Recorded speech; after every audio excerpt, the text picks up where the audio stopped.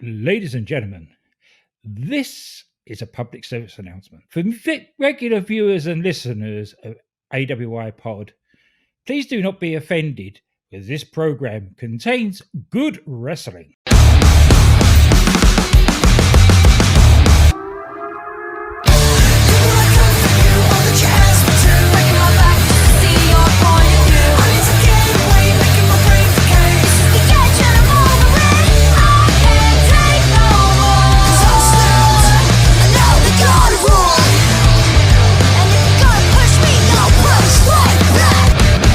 Hello, everyone, and welcome to the 6th episode of A Cup of UK Heritage. I am your host, Brent Piles, and if it's A Cup of UK Heritage, that means it is podcast royalty of the UK, at least in our eyes. G.A. Russell, not Glenn Evan. Glenn, how you doing?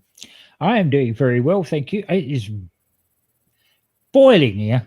I was going to ask you, it was hot yesterday when we did Warring to Attitude. Is it hot today? It's even hotter today. Yikes. And plus I was at work, so...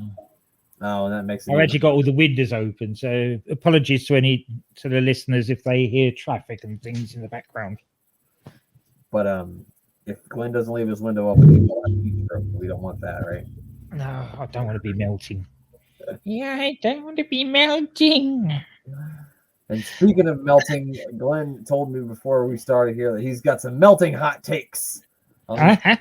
It's going to surprise a few people. We try to always be positive about these things, and there was nothing wrong with these matches, but it's just little bits and pieces that need to get off my chest. It can't always be rainbow and sunshine, you know what I mean? No. So let's do it. Let's get into it. The first match we're looking at this week is former Jobber of the Week, Jack Starz, has got himself a title opportunity this week, surprising to many. He's taking on Tyler Bate, of course, for the NXTUK Heritage Cup. Where I was a little surprised to see that Jack Starz got a Heritage Cup Championship match. I was shocked to find out that ever happened. It was a case of that. It was just after it started with Dave Mastiff. Oh, okay. They were building him up at that point. Tyler basically said, congratulations on what you've done. You deserve a shot. Oh, well, what a nice guy. As champions do. Yeah, all the time. At least he didn't challenge 3 guys to a championship, because that's what Wes Lee would have done. And that was my first note, by the way. You got in there before me. From the POB Jobber of the Week to number 1 contender, Jack Starz. What a rising star story, Glenn. That Jack Starz certainly was. Good little wrestler. Yeah, not bad. I didn't mean to diminish him to say that I was surprised that he got this match. It's just he was Jobber of the Week, so I didn't expect him to get a Heritage Cup Championship match. But here we are. First round had a lot of arm bars and wrist locks. It felt like, at least to me, Starz trying to pick up the pace a little bit toward the end of the round. What do you think? Yeah, it was that first round. Right. Is that nearly every first round? It's very surprising when there's not that feeling out process in the first round. To be fair, they've basically explained it enough times to us now that it's acceptable that nobody wants to make a mistake in the first round, because you go down 1-0 in the first round and then you're really up against the wall. Yeah, that's like in a soccer match. If you're down 1-0 in the first 10 minutes, that's like being down 1-0 in the first round. And then not to get it wrong, because there are points where people have gotten falls in the first round, so it does happen. So it does happen to keep you on your toes, but most of the time it's a feeling out process. Yeah. And to be fair, there's a couple of times there where Jack countered Tyler, and one of those led to a near fall. Yeah, he almost got him at the very end of the first round, I think it was. It was. And then Tyler got a couple of pin attempts in himself, because that basically woke him up. And Jack gets saved by the bell.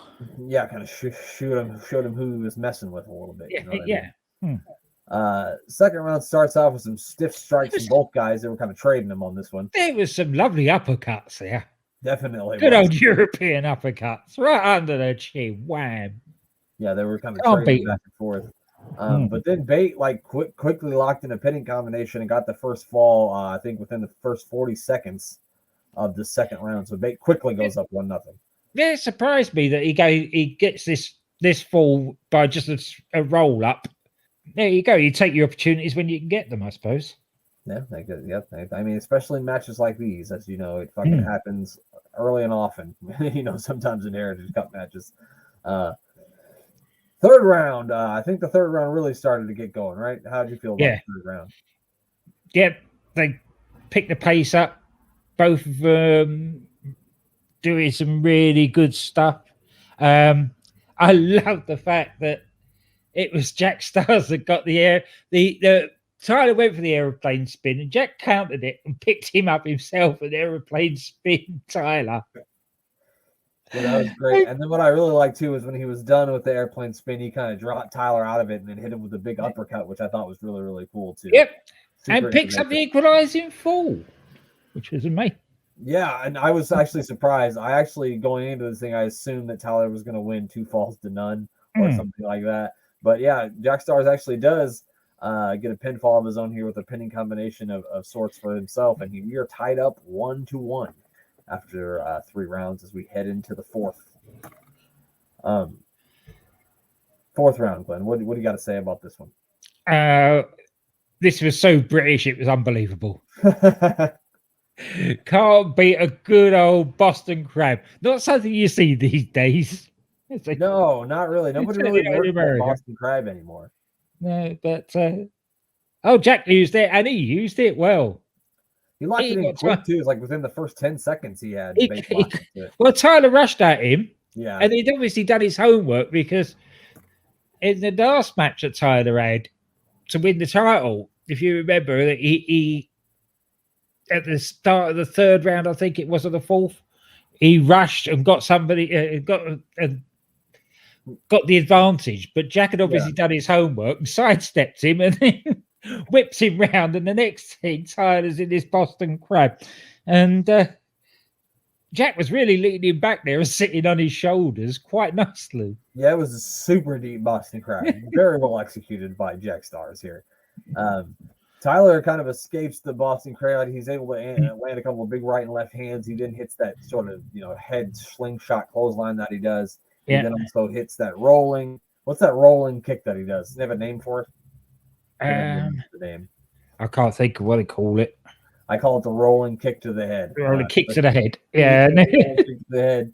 He then hits the Tyler driver and gets the 3 count, and he's going to get the win here. It kind of came out of nowhere, which happens a lot in these matches. But I mean, it makes a lot of sense the way it went, because you get a 1-1, which I didn't expect to happen, and then Bate gets the big win in the fourth round. So, what do you think? Yeah. I liked it. It was a decent match. Quick, only 4 rounds, which suited both of them, I think. Yeah. And basically, that was it. It was a Tyler Bate match. Yeah, it was definitely a Tyler Bate style match. Absolutely, 100%. I mean, and as it would be, he's kind of the veteran as opposed to Jack Starz. The rest of this match. And to be fair, when I watched it, this is my big take. Here it comes. Before we even start reviewing the next one, since I've been when we were looking at it all as part of the whole show and all the other things that was going on, you don't notice it much. When you're watching them back to back like that, Tyler Bate is a bit of a one-trick pony. There's not a lot of variety to his moves. Every match is basically the same. And I hate to say it because I love Tyler, but spoiler, I'm glad they didn't give him a long run with the title, because I think it would have suffered. Yeah, I mean, I kind of get what you're saying, because he kind of falls into that same sort of, like, he does the big headbutt to the gut, he does the spinning kick, he does the airplane spin, he kind of does a lot of the same things. It's like what they used to criticize John Moxley for when he was Dean Ambrose. It's sort of every match goes to a pattern. And I mean, a lot of it always involves that little thing off the ropes where it looks like he's falling out of the ring, but he doesn't. Yeah, and then he does it. He gets his shoulders across the ropes and then springs off and does it. And it's just basically the same. I get what you mean. I guess I didn't really look at it through the same eyes that you're looking at it right now, but maybe I will now that you mentioned it to me. But as we review more of these, I think we're not going to get a whole lot more Tyler Bate matches because after this, we're going to start working into the number one contenders tournament, and then there's one more Tyler Bate match, and then that's going to be it for him in the Heritage Cup. So we're not going to get to see a whole lot more Tyler Bate matches anyway. But I'm going to have to go back and look to kind of get what you mean. Anyway, we're getting him again now. Yep. But this time it's against Mark Coffey. And or Coffey, as they decided on calling him. Yeah. They were the Coffey brothers on the Indies, but when they went to NXT UK, they became Coffey. I suppose it was easier for the American market. It's easier to say Coffee than. And I'll tell you what, it's lovely to hear the Proper Gallus theme. Yeah, because the one they have in NXT now is kind of like a lame version of it. It's so wishy-washy that thing that they're doing now. You can hardly hear it. You know, they're supposed to be like a battle march, right? Their theme, you know, to go with their sort of image. But the wishy-washy thing they've given them on NXT now, it doesn't suit them at all. Your former podcast host once said that's when that Gallus theme used to come on, you knew that some shit was about to hit. Exactly. Hit the fan when you heard that music, and that's how good it is. It's really an underrated theme, probably one of my favorite themes, but it's really, really good. Not the NXT one, this one was really good. Yeah. We also got two corner guys in this one, which I like to see, you know, dueling corner guys as Tyler's corner and Wolfgang is in Mark's corner. I just want to ask you this before we kind of get into the match. Was Wolfgang kind of running with the Kofi brothers in the Indies before they get to NXT UK, or was that just something that they threw together? No, that was he came together with the match. The first time they threw them together was that time in NXT UK. On that one of those first couple episodes that we watched. Yeah. Okay. I thought so, but I wanted to make sure. I thought it was very interesting that they were saying Tyler Bate was giving up upwards of 70 pounds to his opponent in this match. I also noticed that Mark looks a little supplemental than he does nowadays. He's slimmed down a little bit. Yes, he's hit the gym a lot more. I suppose being in Florida, less beer as well. Less beer and pies. Probably. When you're in London, at least they got light beer. Yeah. Lots of takedowns, reversals, rope breaks in the first match. Tyler does a beautiful escape of a wrist lock where he kind of climbs up Mark's leg and then he kind of kicks his way out of the wrist lock, which I just thought that was really innovative and cool. Yeah. The way that Tyler is able to get out of submission moves is always really impressive to me. It is excellent. This is the other side of him. And it harks back to the likes of, I'm going to sound like Nigel McGuinness here, name dropping, Johnny Saint and those sort of technical wrestlers back in the day, that you see a lot of those escapes that he does back from that time in World of Sport. And when he's chain wrestling, there's nobody better than him. Yeah. And that's what frustrates me is he has so many matches by the numbers where he's a good free-flowing chain wrestler and he wants to be. Yeah. Because they did at the end, the pace really started to pick up. They really did some really good chain wrestling between the two of them to end the round. And then Mark kind of picks Tyler Bate up and kind of just sets him out on the apron as the first round ends. Big meaty man picking little man up and putting him down again. My favorite part of that is when he picks him up and puts him out there, and you can hear Wolfgang on the outside going, "That's it. Yeah. You can hear Wolfie all the way through this. Yeah. I just thought that was so good. It's like, look, we got out of this round, nothing. That's all we can do. That's it. That's it. Yeah, that's it. I thought it was great.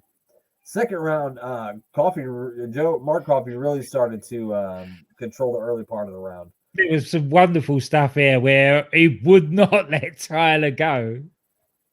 Everything that Tyler tried to counter, he held on to him by a grim death. Yeah, he wasn't gonna let this little motherfucker start running around again. Is what he was. And they're talking about running. That was how he got out of it eventually. was basically running Mark out of the ring. Yeah. Mark had like a wrist lock on him, and he did that whole thing where you kind of run around and dump the person out the outside. And then Mark Coffey tries to get back in the ring, and he drop kicks him out, which really annoys Mark. And Mark charges back into the ring and ends up getting himself rolled up into a pinning combination for a 3 count. Which is excellent bit of storytelling, because he got so frustrated, as you would do. It basically dominated that round. At the end of the day, he got so frustrated with it that he lost his head and made that one mistake. Yep. That Nigel keeps on about. Yep. You got to keep your composure a little bit. But he thought, this little shithead to dump me out of the ring and drop kick me, and I've got to do something about this. And man, you're down 1-0, just like that. So for third round, Mark's not fucking around. He comes out and definitely starts to use his size advantage to take Tyler down and really start to work him. It looks like at one point he wanted to rip his head off. He had him in such a strong headlock. Yeah, at least his ears. He wanted to take his ears off at least. Yeah. Eventually, Tyler hits, like we talked about this a second ago, he hits that big headbutt to the gut that he does. Tyler then tries to hit the slingshot clothesline, but Mark counters with the big back body drop. He then also hits a Russian leg sweep. Russian leg sweep. That was a lovely move. That was from. You don't normally see it from the bigger guys. I know. So that was a lovely move, and then gets a near fall, but not to be outdone by he knocks Tyler's head off basically with a very stiff forearm, which obviously rings Tyler's bell, and Mark gets the equalizer. Yeah, Mark ties it up. He kind of like Bate tried to jump off the middle rope too, and Bate and Coffey kind of hit him with a kick to the face. Yeah, and then the super stiff forearm to the face, which is probably going to keep any man down for a 3 count at that point. That's right. Yeah. So we're all tied up at 1 as we head to the 4th round. Both men kind of take turns like punching each other in the stomach in the corners here to open the round. Coffey hits a big modified, I don't know what you would call it. It looked like a modified sidewalk slam to me, because he like picked him up for a power bomb, but then turned it into a side slam. He does that a couple times in this match. Yeah, there was a lot of near falls in this round. There's a lovely exploder suplex from Tyler as well, which you don't see from him very often, that landed Mark right on the back of his head. And I mean, for a guy Tyler Bate size to pick up a guy Mark Coffey size, especially at this point, and do an exploder suplex is pretty fucking impressive. Because I mean, at times this looks like a little kid fighting his brother. I realize that Tyler Bate's like really strong. You call him the big strong boy, but at times it looks like a kid fighting a big brother. It did. And then I loved when Tyler gets him up in the airplane spin, because he has to, because he's a big strong boy. He has to airplane spin everybody. Yeah. Mark was so wobbly on his legs when it finished. You don't normally see it. You don't normally see it sold as well as that. The guy coming out of one of those and being that dizzy. And my favorite thing on commentary, Andy Shepherd goes, "I'm sure Mark Coffey's had a lot of those nights." So I thought that was really... And he probably has. He hits another one of those modified sidewalk slam suplexes Mark does, and then he tries for a bulldog off the middle ropes, but Tyler's able to avoid it. Then both men like knock heads in the corner, and that's kind of how the round ends. And then both men really look like they were on Dream Street after this. They did a great job of selling that. Yeah. And I think that both of them had decided at that point that they had been a bit too stiff. Yeah. Because to say for round 5 went very quickly would be an understatement. Yeah, they did get out of town quick. So it didn't. Honestly, I wasn't sure that Mark Coffey is even going to be able to answer the bell for the 5th. No, it didn't look like it, did he? He was real wobbly. Yeah, he looked like, in the cartoons back in the day, the guy hits his head and then they had the stars. So that's what it looked like. He looked like he was looking at the stars. Yeah. If that wasn't legit, then he did a great job of selling it, because it looked like he fucking had no idea where he was. But I actually think that was legit. I think that there was an audible call there. because basically Mark Coffey finds Tyler rather than goes for him. So Tyler puts himself in there. So then he whips him against the post. Yeah. You get a big clothesline from Tyler, the Tyler driver, and that's it. It's all over. Yeah. That's what they decided that they were going that he needed some medical attention, I think. At least the smelling salt. Yeah, that was it. And like as I'm watching the match, I'm looking at how much time is left on the show. And when this match started, I think there was like 16 minutes left in the show. And just the way it was building, that felt like it was going to go to a 6th round. You know what I mean? It felt like it was going to go past the 5th and the 6th round. And they may have just knocked heads and they just had to get out of there. Yeah, that's what I think happened. Because for those two, that was a very quick finish. Yeah, it was definitely interesting. Glenn's got his hot take. You all heard it here. Yeah, Tyler's a bit boring. That's my hot take. Oh, no, just kidding. So next week's episode, the episode 7, we are going to start to get into the #1 contenders tournament. Thank God. Which I think is one of my most favorite things that I remember from my time of watching NXT UK. So it's going to be really fun. I'm trying to pull up right now. Okay, so the 2 matches we're going to look at, the 2 first-round matches, are going to be Noam Dar taking on Mark Andrews, which should be a fantastic contest. And Kenny Williams will take on the artist formerly known as Oliver Carter. You'll now know him as Oro Mensah on NXT. So those should both be really good matches. I'm looking forward to seeing some of the cockroach Kenny Williams. Yes. Yeah, we're not seeing any yet. So it'll be good because there's been quite a while. That's a good thing about these NXT Heritage Cup matches is that they didn't sort of cram them in. Yeah, there was like one every 2 or 3 weeks. Yeah. Well, Glenn, you got anything to plug before we get out of here? All the usual suspects. DDT with DCE and Doc. Bang Bang. Andy has done.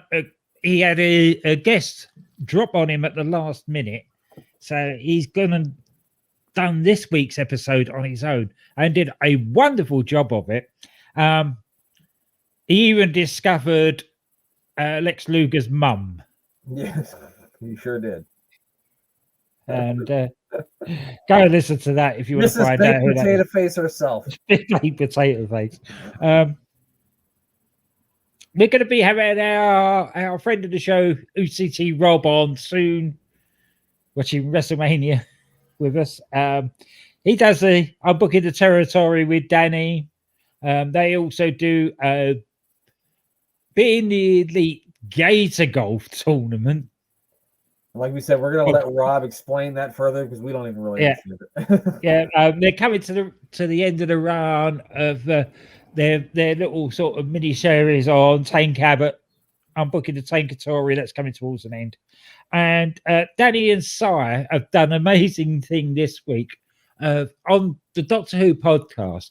Early episodes, the BBC, if you don't mind me just going into a little ramble here for a minute.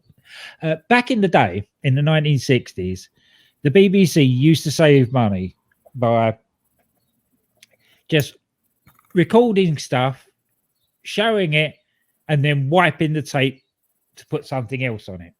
It's just like they just get rid of the tape and put stuff over it. Wow. Yeah, so basically a lot of early Doctor Who went missing. They're gone from like 350 something missing episodes down to 90 missing now. One of the ones that and the one they've watched, listened to this week, really more than watched. It's a 4-part series, and 3 of the parts only have still photos and audio of the episodes, and 1 episode that survived. And they've managed to review it and do a really good job of it. That's impressive. It is. That's more impressive than Andy doing a podcast by himself. Yeah. He didn't know. He did a good job, though. Well, I'm not Anyway. trying to take the piss out of him. I'm just saying to review a show that's just steal clips and to review a Yeah. TV show that's just steal clips and audio is pretty fucking impressive. It is. They've done a really good job of it. Anyway, that's it. That's all my plugs for this week.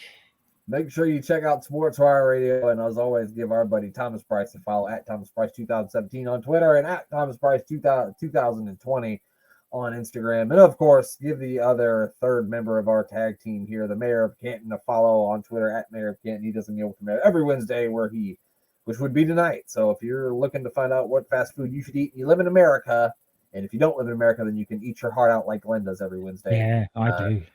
Make sure you check that out. I look forward to every Wednesday when I find out what I can't eat. And also, check out our newest episode of Warring to Attitude, where we review the last Raw is War before WrestleMania 13. It's kind of an iconic episode of a Raw with an iconic ending to Raw. And we also watched Mini Mankind and Mini Vader take on Mini Goldust and Masseria Sangrata, and the Mayor joined us for that little short match, and it was a fucking hoot. So check that out on whatever podcast you listen to, or you can watch it on YouTube. That's our podcasting journey these days. From mini Mankind and Mini Vader to big strong boys. Who's probably about the same height. With mullets in between. We do a lot, Glenn. We really do. We're going through all the eras of wrestling on this show. Yeah.